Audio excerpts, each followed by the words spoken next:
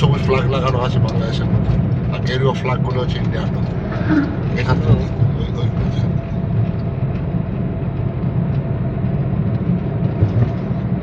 এইদিকে সমুদ্র, একটু আস্তে চল, আস্তে আস্তে চল। এইদিকে সমুদ্র, এই তো বাংলাদেশ। এখান থেকে জলপথে 14-15 কিলোমিটার গেলেই বাংলাদেশ, ওপারের দিকটা। আর সবুজ ফ্ল্যাগ লাগানো যে নৌকোগুলো দেখছিস ওগুলো বাংলাদেশের। গেরুয়াগুলো এইদিকে দেখতে হবে, গেরুয়াগুলো ইন্ডিয়া, এদিকটা বাংলাদেশ। বাংলাদেশ? এদিকটা বাংলাদেশ, ও আচ্ছা আচ্ছা। বঙ্গোপসাগর প্লাস বাংলাদেশ। এই বঙ্গোপসাগর তুই পুরীতেও পাবি, দীঘাতেও পাবি, এই একই সাগর, বে অফ বেঙ্গল। গলা পুরো বসে গেছে ঠান্ডাতে, কিছু ভুলই না। আর সবে ঘুম থেকে জাস্ট উঠলাম,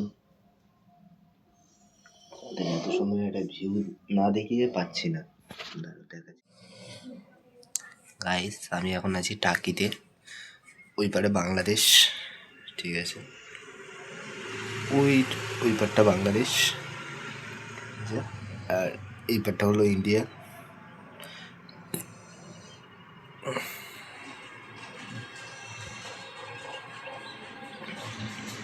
যেমন নৌকাটাও হচ্ছে মিডিলেই দাঁড়িয়ে আছে, কারণ ও ওই পারে আর যেতে পারবে না, ঠিক আছে। ওই পারে সব বিএসএফ আছে।